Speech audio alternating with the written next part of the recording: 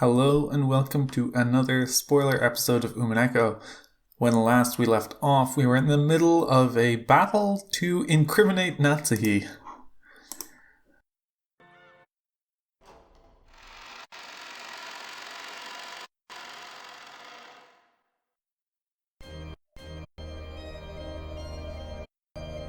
A plea bargain. If you acknowledge that Kraus is the culprit, Erika will suspend her pursuit of Natsuhi. From then on, the investigation will proceed, assuming that Kraus, whose location is unknown, is the culprit.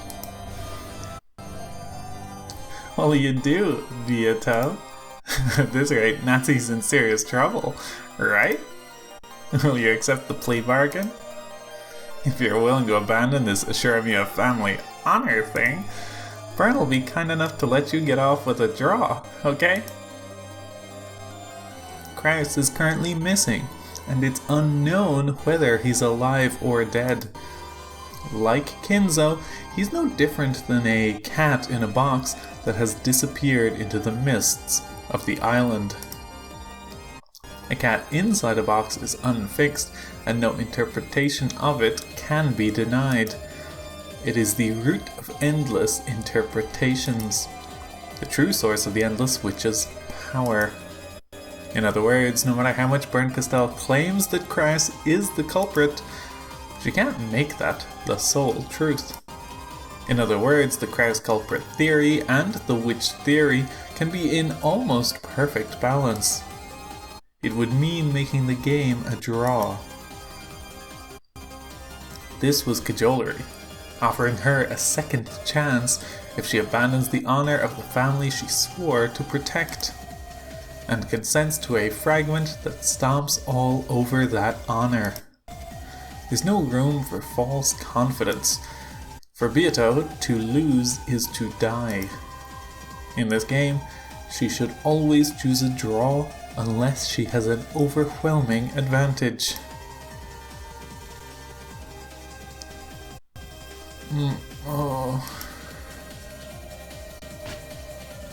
I won't allow you to treat my husband like the culprit. My husband is the successor to the Ashuramiya family headship. The only person who will inherit the glory of the Ashuramiya family. I will never let you treat him like a criminal. Are you sure, Natsuhi? If you refuse to suspect Kraus, then you'll be the only one left. Alibis have been proven for everyone else. In other words, Hempel's Raven. Even without any evidence, it will be determined that you are the culprit. And if I'm the only one left, what then? I am Ashuramiya Natsuhi. I will not run or hide. I am innocent. And I am the representative of the noble head with the one-winged eagle engraved into my heart. If you wish to insult me, go ahead. If you wish to ridicule me, do as you please. No one can damage my honor with a mixture of truth and lies. With a dignified voice, Natsuhi stated her case openly before the witches above her. However, this response of hers might have been exactly what Bernkastel had intended. Natsuhi refuses the deal. And you, Beato? You understand, right? The instant Natsuhi is specified as the culprit, Lambda will make her verdict. As soon as that happens, the illusion of the witch will be denied, and you'll disappear into the mist. Do you plan to let Natsuhi's foolish bragging drag you down to the depths of hell?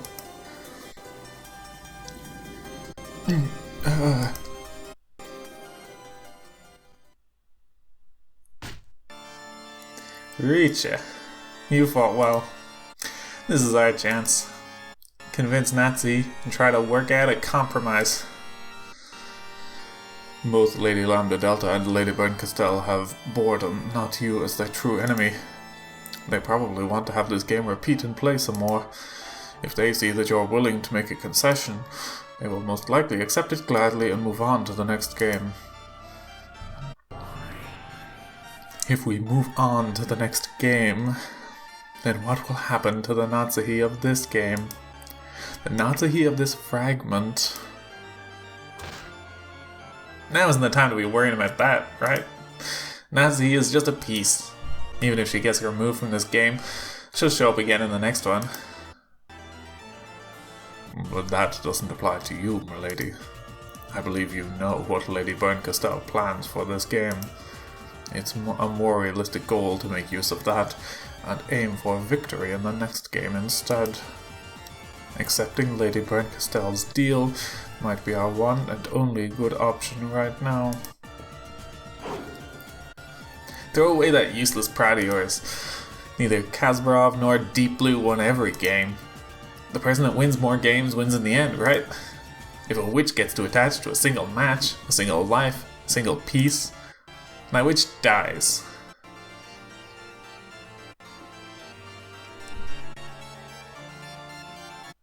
My apologies. But I cannot do that. I know the strength of a man who believed even though everyone said he was wrong. And I know the suffering he went through when he was forced to abandon that belief. I will not abandon Natsuhi. Why? Because if everyone else suspects Natsuhi, then someone else has to believe in her. Because truth can only be found in the gap between those who doubt and those who believe. I won't abandon her. Even if everyone believes that Natsuhi is the culprit, I will still claim that I, the witch, am the culprit. If I can't even make that claim, my existence isn't worth anything. I cannot lose. The truth isn't something anyone gets to deny. Only when you doubt and abandon it yourself does it disappear. Is that your answer, Beato? Yeah, of course, I refuse. Assure me Kraus is not the culprit. Assure me Kraus is not the culprit. The crime was not possible for Kraus, who was in the mansion.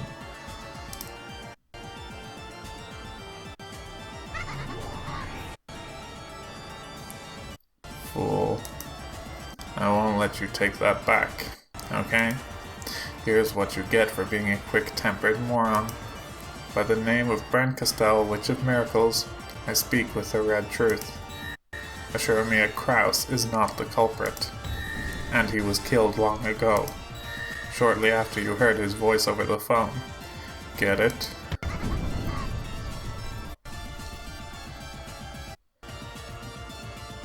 No. Dear. Berncastel's cruel and ruthless red blade gouged Natsuhi. It was totally merciless. Natsuhi had been crushed with uncertainty, not knowing whether Kraus was alive or dead, but she had still been capable of believing that he was alive. And now, that hope, that expectation, had been crushed, without any chance for a miracle. She had thrown herself into this trap out of concern for her husband's safety.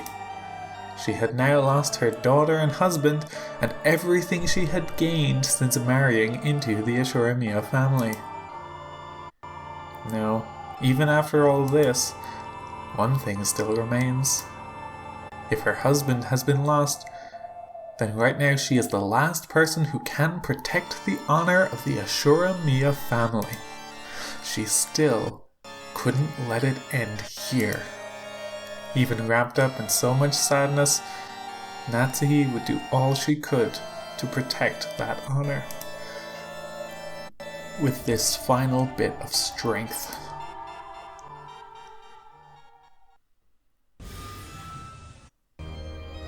Nope, it's all over. It's been determined with the red truth that none of the remaining people in the dining hall left that room until 1 a.m. In other words, alibis have already been proven for everyone else, except Natsuhi. Everyone in the mansion, besides Natsuhi, has an alibi.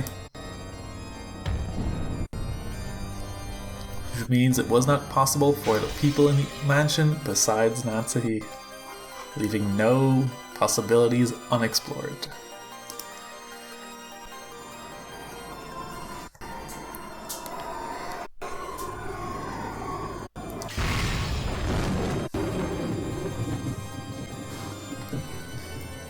Well done, Erica and Brent Castell.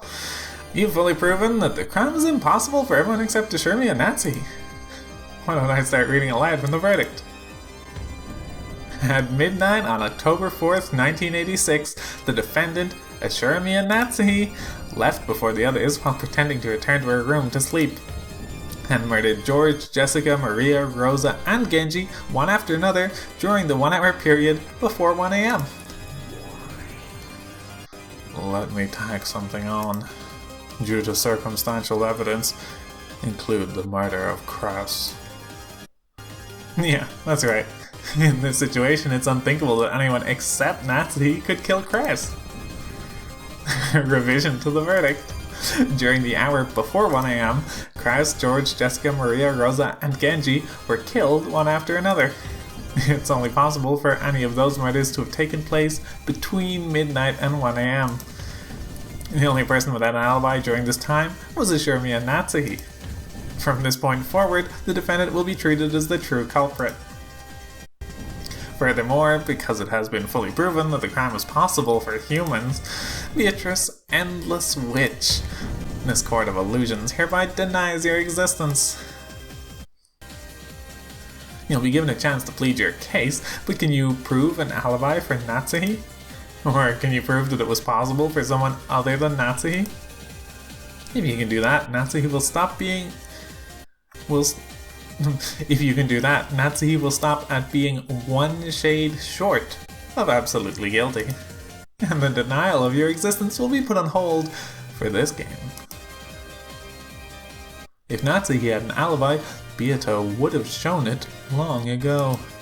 In fact, wasn't the whole point of that trap to make her lose her alibi? Even if her alibi is not proven, I will believe in Natsuhi's innocence. No matter how much you try to pin your fake truth on her, I am the true culprit. Natsuhi is innocent, even without any proof. The truth is known only by the master of the night on this island, Beatrice the Golden.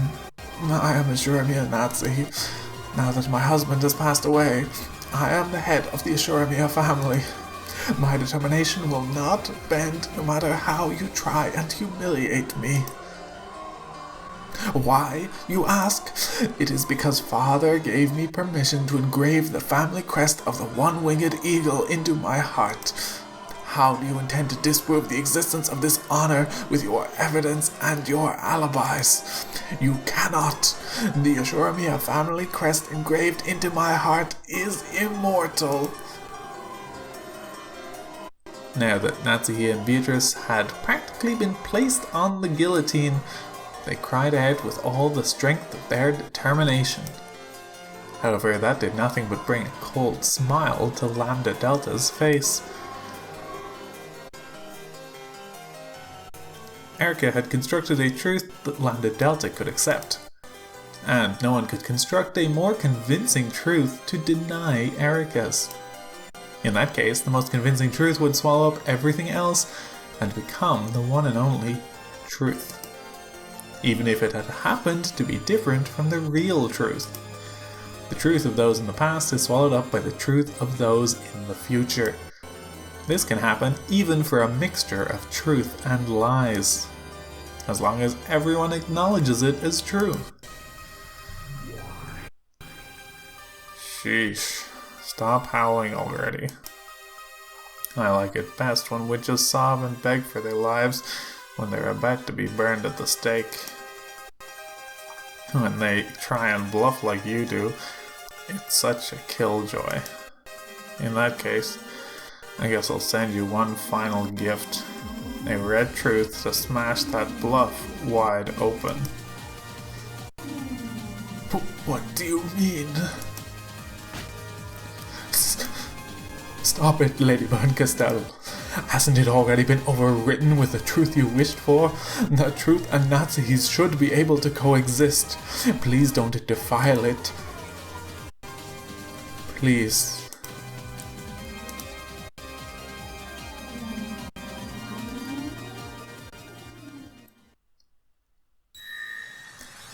Nazi. When did Kinzo ever say it was okay for you to engrave the one-winged eagle into your heart? Those were just the words of the Kinzo from your delusions, weren't they? You know, the real Kinzo, not once in his entire life did he ever trust you from the bottom of his heart. And not once did he ever consider letting you bear the family crest. When that heartless announcement was made, Kinzo stood up. Nazi, you need not listen to this. No one can defile the crest engraved in your heart. That is yours alone. Don't let your pride as the final family head be forgotten forever. Nazi! Just shut up and disappear, you miserable delusion of Nazis.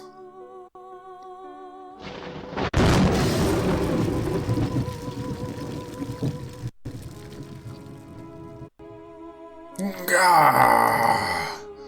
You cannot erase me. You cannot erase my soul. Not as long as the crest is engraved into Nazi's heart. That's enough, you lying illusion. The real Kinzo wouldn't say that. Disappear. You, the illusion of Kinzo inside Natsuhi's mind, beautified by Natsuhi to suit her own purposes.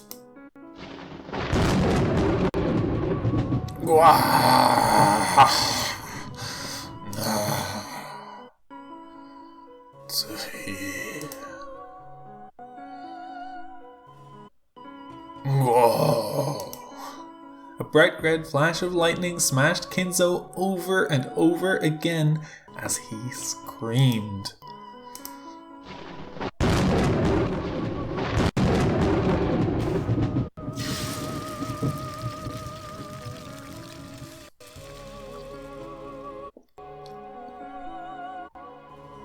Then he crumpled like a doll and sat back down in his chair as though nothing had happened.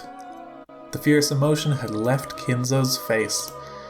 He had truly become like a wax model. And so, he would never again share kind words with Natsuhi. That's right. The true Kinzo never once trusted Natsuhi during his entire life. The true Kinzo never once considered allowing Natsuhi to bear the one-winged eagle. Because of course,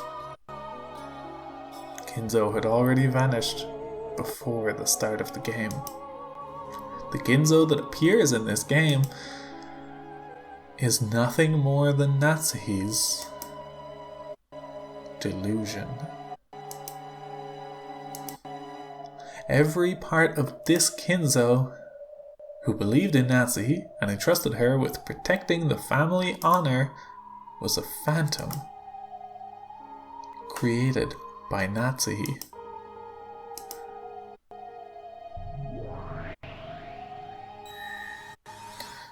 Pitiful woman, you will now face the truth that you have never gained Ashuramiya Kinzo's trust as long as he lived.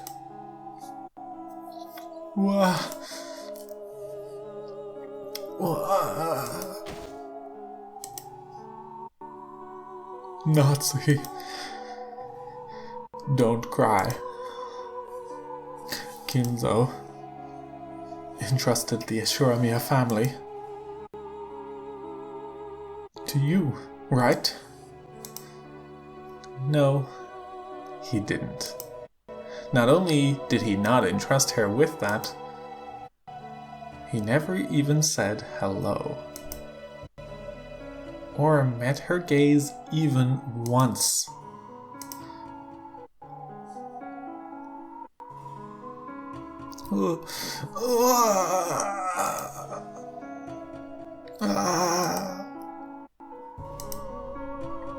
Natsuhi's cry was a mixture of sadness and many other emotions, and it echoed throughout the cathedral. Natsuhi could no longer stop her tears. Some last faint element that had cheered her up until today, that had allowed her to endure as an Ashura Miya, as the wife to the head's representative, and as the final family head, had been torn to bits. Natsuhi no longer had anything left. Natsuhi could no longer allow herself to even call herself an Ashura Miya.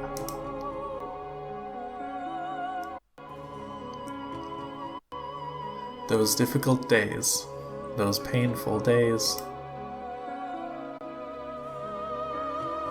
those days where she still gave everything she could for the family she'd married into despite it all. The very few happy days among these. All of these flitted through her mind, one after another, and disappeared. All those once beautiful memories were then crushed by Berncastell's red truth. Smashed to bits and scattered. Plunged deep into her hands and smeared red with mournful blood. It was the red of sadness and truth.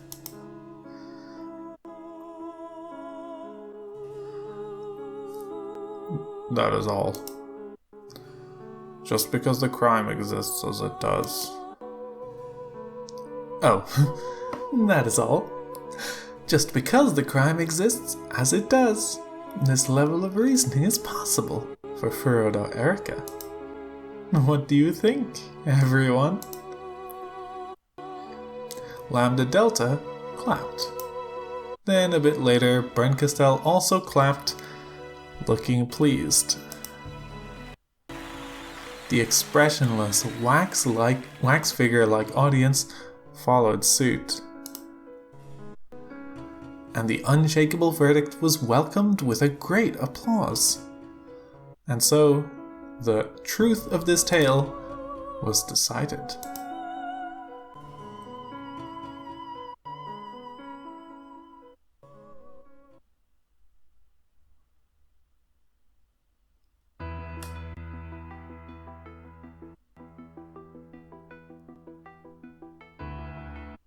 Right now, no humans exist on this island except for those in this parlor, and with one exception, it has been shown that none of them have committed murder. And the culprit is among these people. Whoa. In that case, it's conclusive, isn't it? Unless the culprit is a witch who committed murder with magic, that is. It was you? You killed George, killed my husband? Why? Why?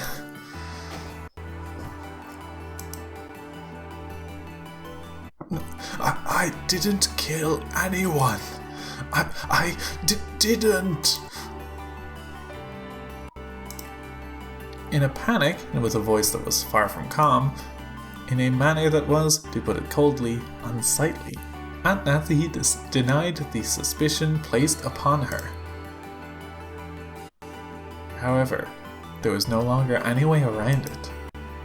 She stood up, brushed back her long hair, pointed at Aunt Natsuhi, and said it one more time.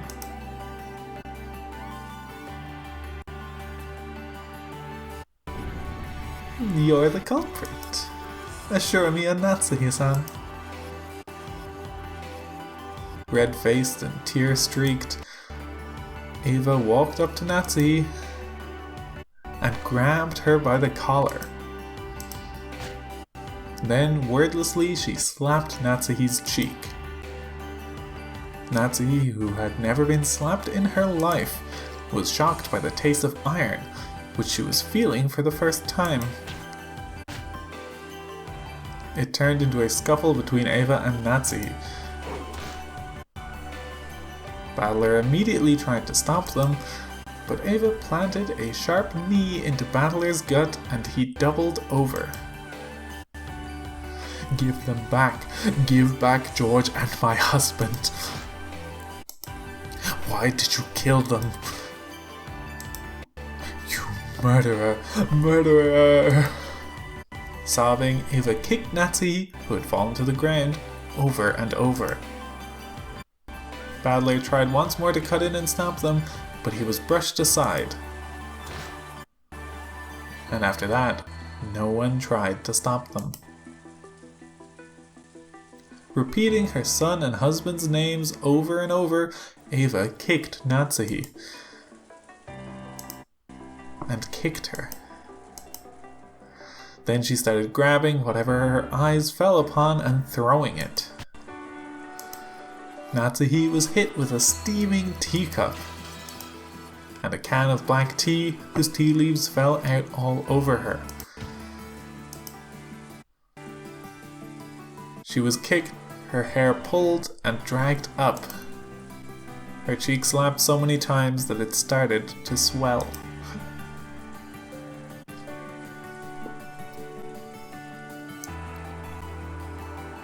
No one tried to stop it. It wasn't because they were worried about Eva kicking them too. It was because they thought it an appropriate act of retribution for a person who had lost her beloved son and husband. A proper retribution. A proper truth. Everyone in the parlor accepted that Natsuhi was the culprit. They accepted the truth Erika claimed.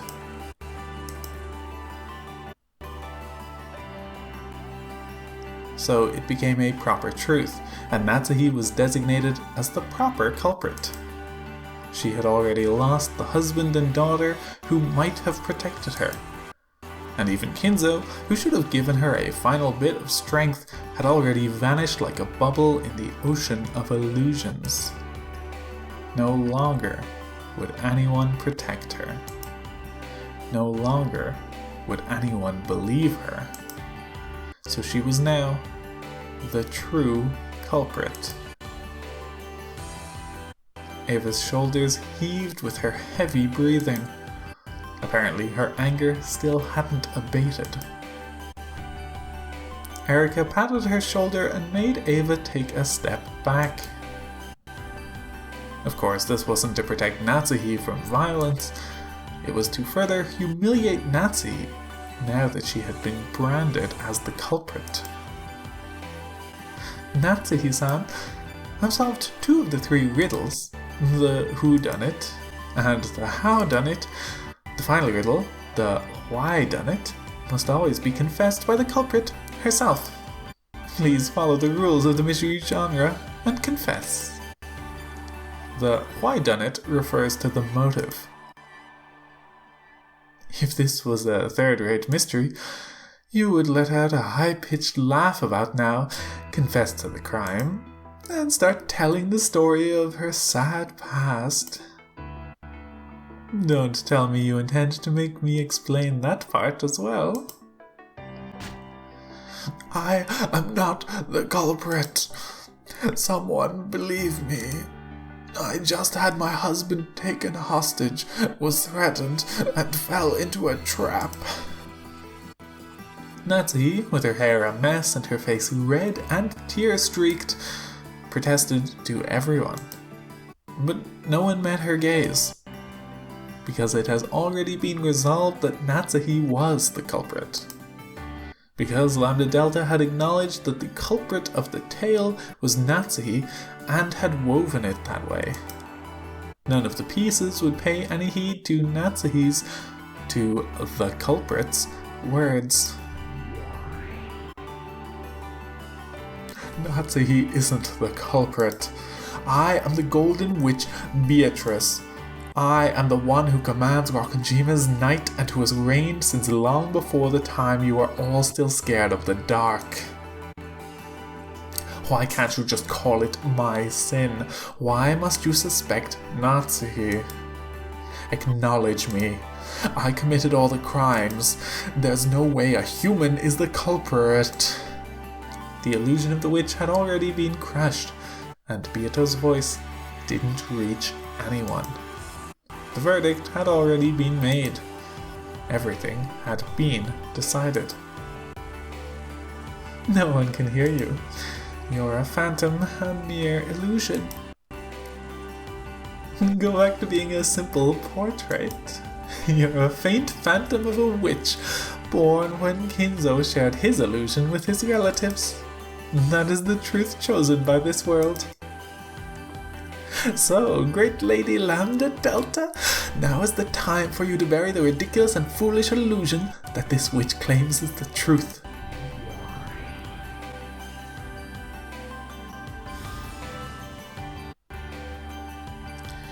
Goodbye, Beatrice. I made you a witch expecting that you'd either become my friend or help distract me from my boredom. And you've answered to my expectations. The second one, that is.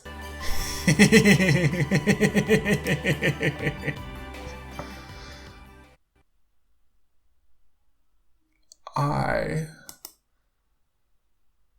am a witch, even if Lady Lambda Delta doesn't acknowledge it. I'm a witch. Sure. But you wouldn't even be able to... but you wouldn't even be capable of believing that if I hadn't become your guardian in the first place. Yep, this is game over for you. You'll be buried in accordance with the rules of your game board. What happens to the Lucy's in your game again? Beato has already shown that clearly in a previous game. You get made into a mound of living flesh before being tossed into the goat's dinner party and getting chewed to bits. Now there's a fitting end for you, Beatrice. And I did come all the way here just to hear the death cries of one as haughty as you.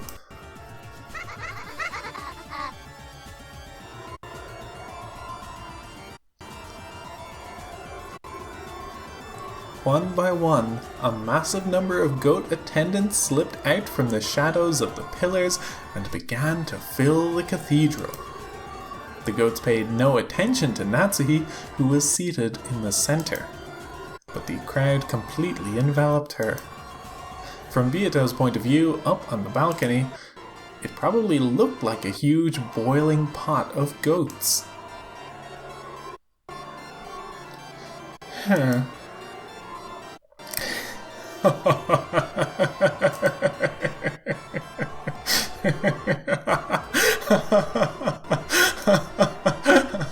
That's right. The contract has been like this since the beginning. Yep.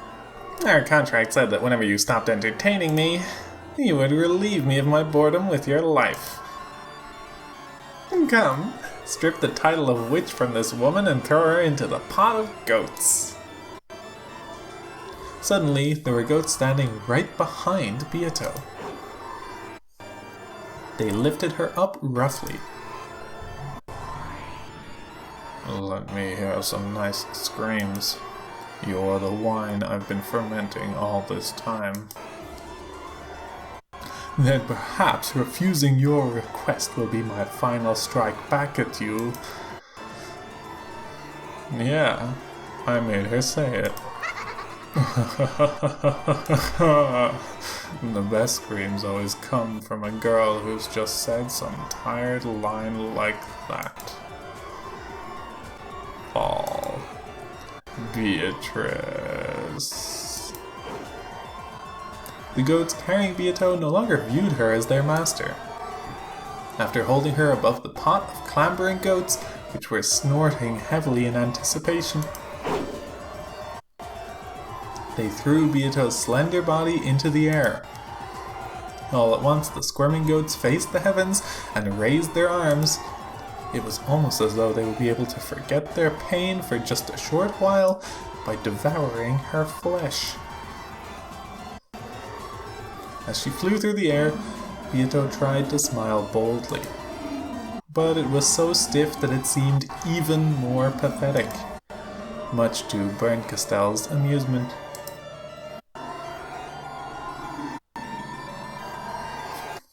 When Beato fell into the pot, the goats caught her. Of course, they didn't do it gently. The arms of countless goats pulled at her flesh to keep it for themselves. They tried to tear her to bits. It didn't have to be flesh. Hair, fingernails, shoes, even bits of her dress worked just fine.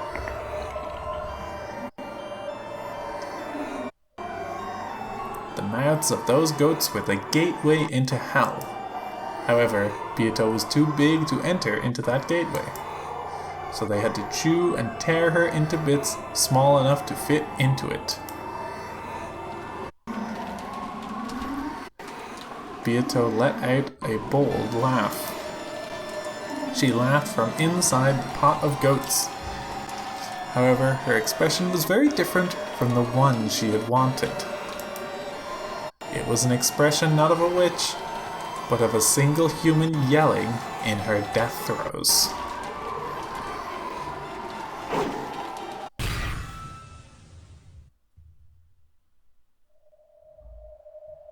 Then the sea of goats parted.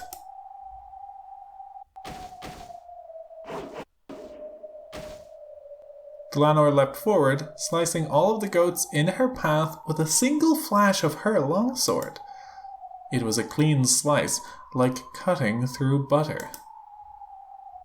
The goats were surprised by Glanor's sudden appearance and stepped back. In the center, Beatrice cowered in tatters, sobbing. What's this supposed to be? Glanor, Inquisitor of Heresy? My apologies, but I have something to say. There is someone who has an objection to this ruling. His name is Assuramia Battler.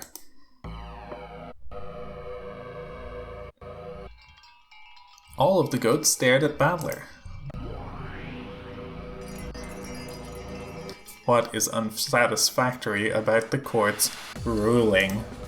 Do you possess any new evidence or truths sufficient to request a retrial? Gah. I get it. Glanor is offering me a helping hand. If she hadn't jumped in here, it'd be all over. And now I fully understand how I'm supposed to fight. But because I understand how, I am unable to fight right now. After all, I can't win by simply countering Erica's truth. If I want to deny her truth, I'll need to present a different one. And I still don't have a clue what that truth is.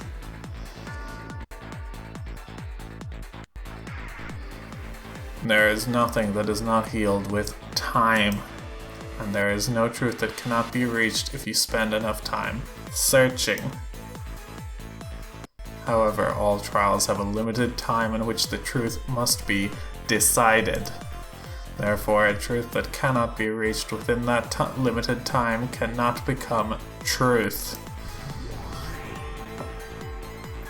Yeah, I know that. By now, everyone is certain that Aunt Natsuhi is the culprit. It might be too late now, even for the real truth. Aunt Ava's violence will probably go unstopped, and no one is even thinking about protecting Aunt Natsuhi. It's no longer a situation where we can say, oh, the truth will eventually be found. And in this world, the time remaining to expose the truth is very short. It's already midnight at the game's end. The police won't come. The truth won't be revealed. Only the truth decided upon here and now will remain.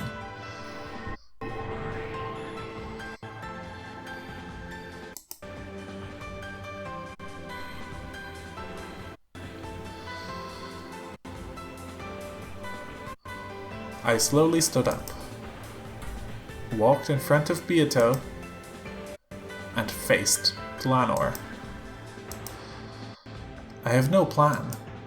I don't know the truth. However, if I don't jump in now, I won't get another chance to fight. The red used by Erika's group is mercilessly strict.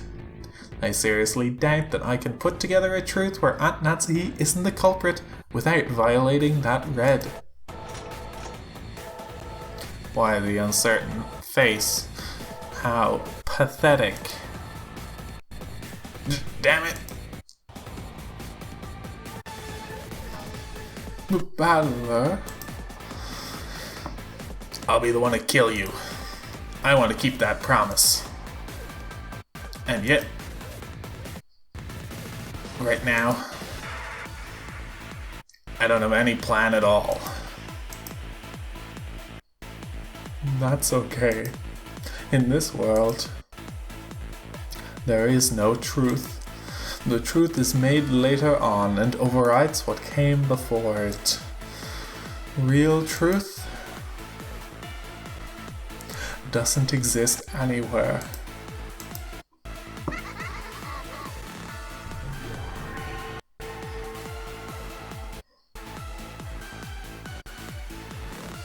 Now this is a splendid scenario, Delano. It just wouldn't be interesting unless a knight appears before the princess's execution. And there's nothing better than watching heads roll before your very eyes. Erase the old piece and the unneeded player all in one go.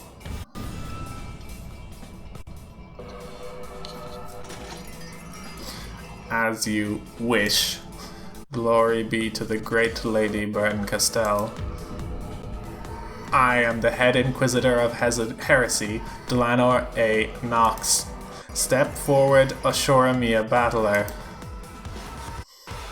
Damn it, I've got nothing more to lose. If you want to see me struggle, I'll show you. The only reason Erika's theory is so strong is because of those seals. She was given red so quickly just because Lambda Delta easily bought the alibis created by those seals. But the seals aren't red truth. Just sticking paper in a door crack is far from perfect. There's no way something like that can prove anything with certainty. Begin, Battler. Ready to let those goats turn you into a pile of meat along with your beloved Beatrice? Oh, and I'll mix the leftovers from your precious sister into that pile. Wouldn't that make for a wonderful stack of meat? Then we can wrap it up in a dumpling, steam it, and maybe add some soy sauce. Now, the best way would be to fry them in a pan with some eggs and ketchup.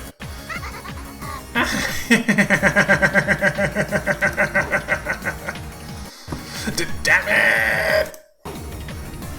Can't we doubt the reliability of those seals of Erika's?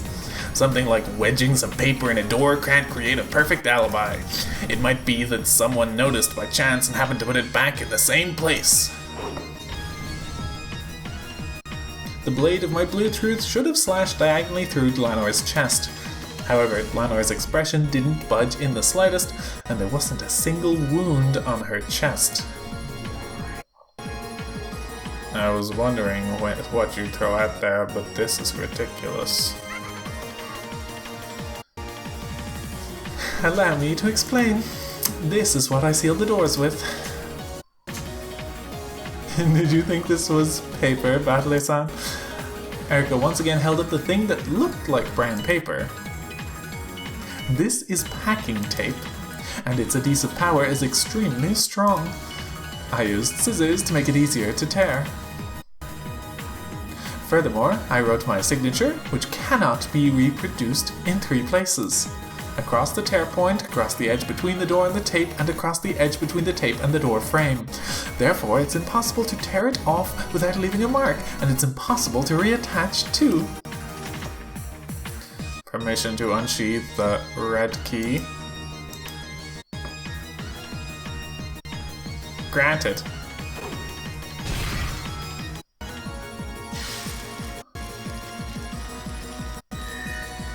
Due to the above, the seals are guaranteed to be perfect. Miss Erika's seals were not broken by anyone, and deception is impossible. I'll acknowledge Erika's seals. However, Aunt Ava's seal in Genji-san's room should be different.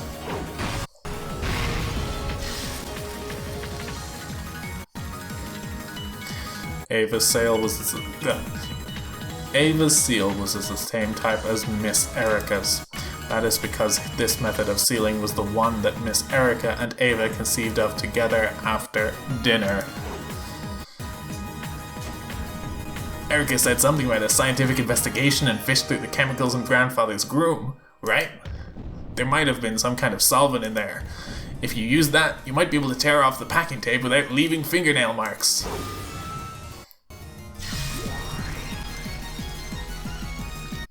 Please allow me to speak. It is impossible to tear off any of the seals by any method without leaving any marks.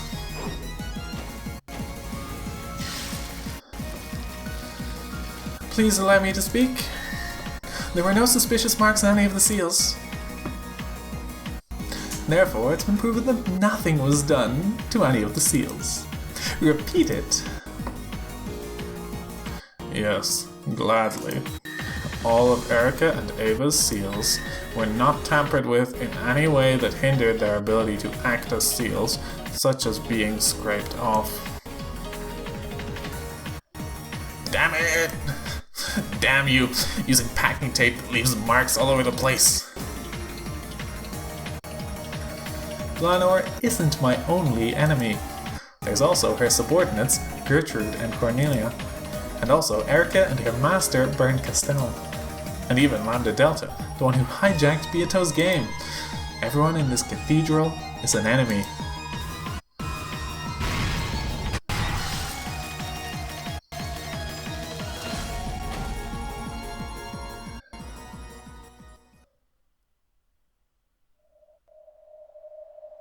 That fierce rush of red immediately repelled my feeble truth.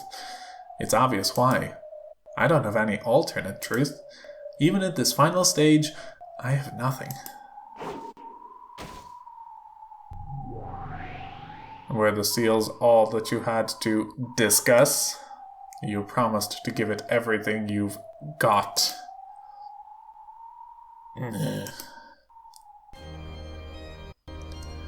If only I knew a truth that could prove Aunt Natsuhi's innocence. If I could only make a theory that weaves its way through Erika's red. Damn it, I don't know anything.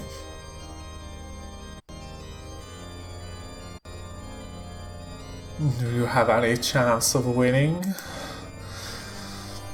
I left it at home. Mind if I go back and get it? I have already lost. I am prepared for my fate. I promised that I'd kill you, so I won't let anyone else do it. I'll definitely keep that promise. Liar. I'll never trust your promises again. Huh? When did I ever make a promise to you? What was the lie?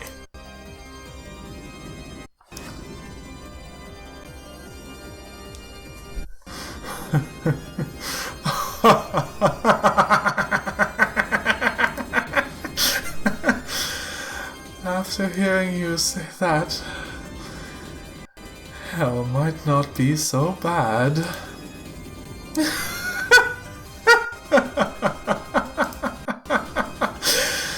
Kill us, burn Castell, Lambda Delta.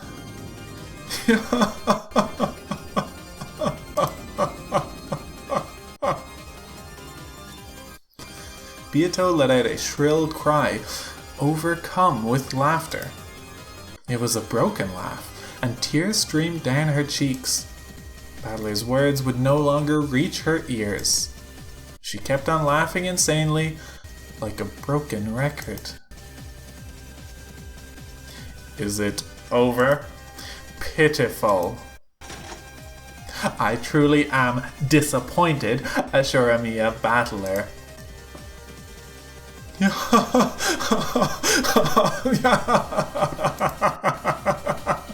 Kill me, Dlano.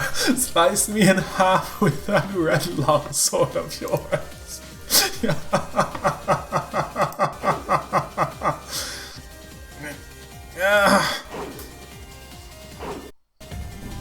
Let's assume that there exists some method X that can lead someone to the second floor of the guest house without passing through the lounge. Erica claims that the windows and such were sealed, but she can't prove that she sealed all possible means of entry. There's a possibility that Erica was unable to seal entrance X because she couldn't find it.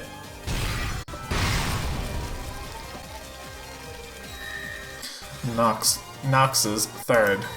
It is forbidden for hidden passages to exist. As the detective, Miss Erica sealed all entrances. Passages that the detective cannot find are hidden passages. Therefore, there are no entrances that Miss Erica cannot find. I present the possibility that Erica's lookout in the lounge wasn't perfect. During the 2 hours Erica spent there, she really observed everything without looking away for a second.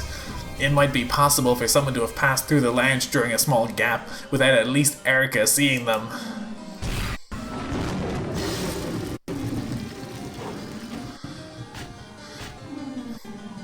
Please allow me to speak. Lady Erica's lookout in the lounge was perfect. There were no small gaps or carelessness or times when she looked away for even a second. Please allow me to speak. Therefore, during the entire meeting in the lounge, only Rosa went up to the second floor.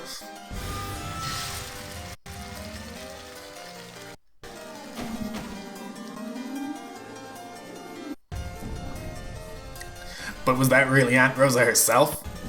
There's a possibility that someone disguised themselves as Aunt Rosa. Or maybe she was actually holding a large suitcase with someone hiding inside it.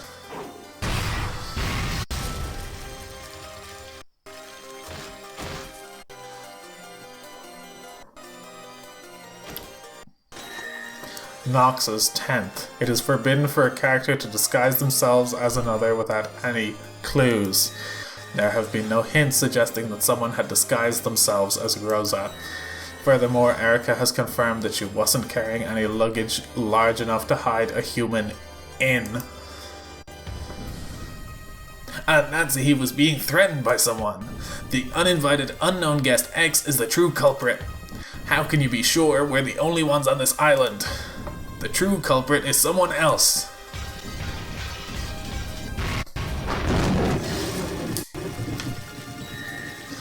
Nox's first.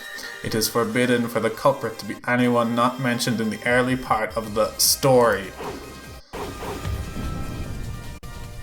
Maybe they were killed with poison in a remote murder.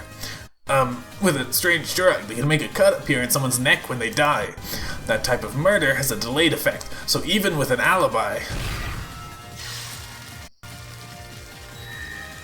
Nox's fourth. It is forbidden for unknown drugs or hard to understand scientific devices to be used.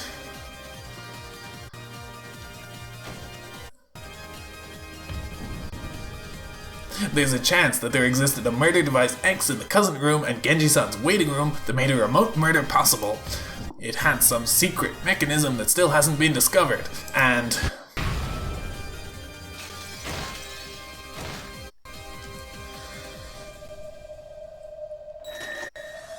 Nox's eighth.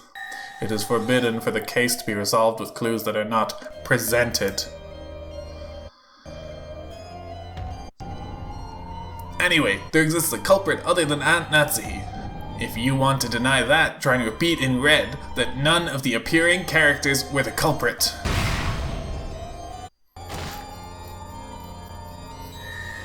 Nox's sixth.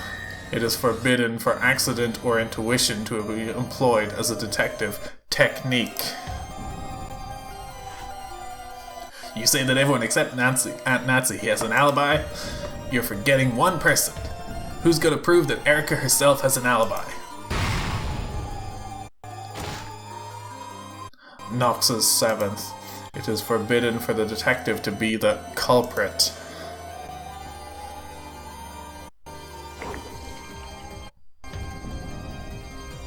Unless she's caught red-handed, you should never be able to deny the possibility that Aunt Natsuhi is innocent. Can you even deny future possibilities, like if a piece of evidence X that Erika hasn't discovered proves Natsuhi's innocence?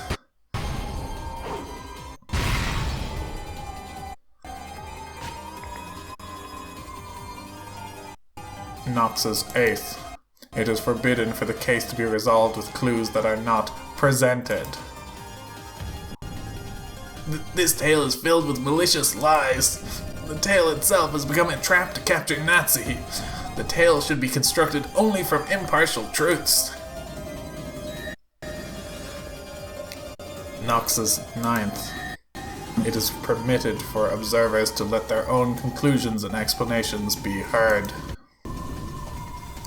I was the culprit, so maybe I gave George Anarchy and the others a slow-acting poison to make them die after midnight, then silently slit their throats when I returned at 3 a.m. I could have done it so quietly that Erika wouldn't hear. Nox's eighth. It is forbidden for the case to be resolved with clues that are not presented. Everyone committed suicide, so there is no culprit.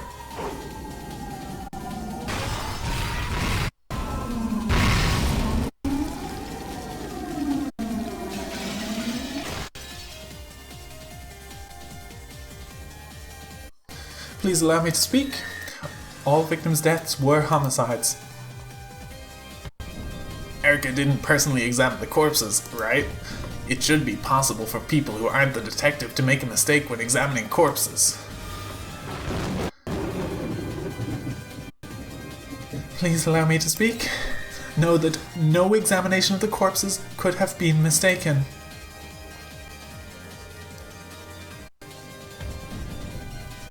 Then maybe there were body double corpses. They prepared corpses beforehand that closely resemble the victims. Know that no corpses exist except those of the characters who have appeared in the story. Then how can you claim that Uncle Crass is dead without his corpse? Doesn't that violate Nox's something or whatever? Know that the red truth is simply the red truth and there is no need to provide evidence or proof.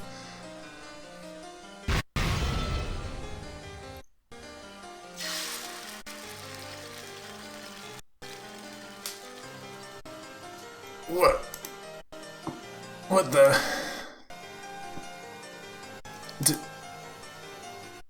Damn it! In the face of these insane arguments, any attempts to overturn the truth where Aunt Natsuhi is treated as the culprit are completely meaningless.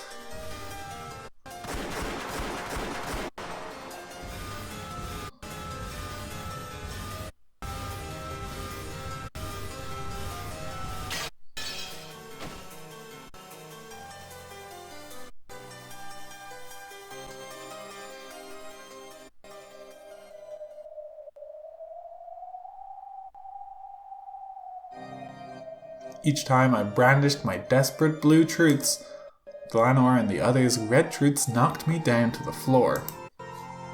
It was getting hard to even stand back up again. Does that mean my body is telling me that I'm about to surrender? To the truth where Aunt Natsuhi is the culprit? Their red truth is getting more and more perfect.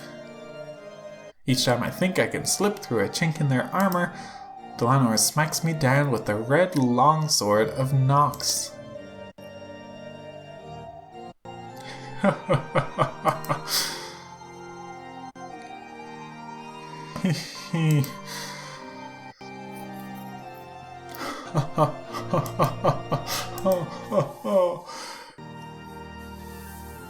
Beato. That's enough, battler. Now, the endless torture that torments me, no, us, will finally end. Let us fall together into the depths. Yeah. I don't want to see Beato like this. Her Majesty is the ruler of the Golden Land. Her enthusiasm is my rival. Are completely gone. She's just a pitiful woman who's been trampled over and lost all hope. With tears streaming down her face and a tragic smile that I can't bear to look at. Does your truth no longer exist? No. I have one. Last thing.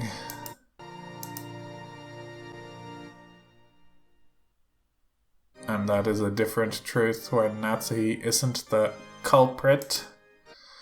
That's not it. All I can do is prove that Aunt Natsuhi isn't the culprit. After that, I can't show what the real truth is at all. But even so, maybe at least you'll be safe that way. Why? I could show without a doubt that Aunt Natsuhi isn't the culprit. However, I cannot show a different truth. If Erica's truth is dispersed, the crime will return to darkness, and there might still be room for you to exist. Yeah, if you can do it. But if you can't show a new truth, that means you're incompetent and useless as a player. I'll have you vanish from this game board for all eternity. At this point, the game master is Lambda Delta, and she is there too. This probably doesn't mean losing a single game, but being banished from this game for all eternity for losing. From what the witches have said in the past, I can faintly imagine the place pieces are sent when they're banished.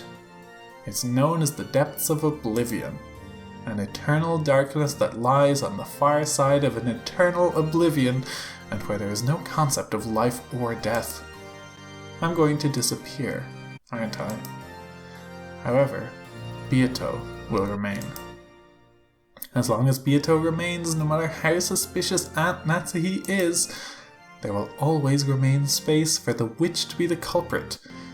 In other words, room for Aunt Natsuhi to not be the culprit. As long as that space exists, someone will eventually expose the truth. It doesn't have to be me.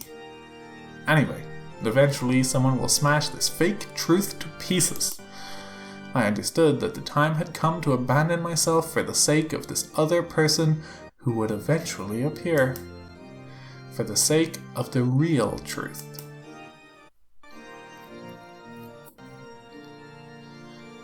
Well, it looks like I'll have to break my promise to kill you after all. Don't leave me as the only one alive. I'll disappear with you. Let that be your final tribute to me. I beg you, if you just do this one thing, I don't need anything else.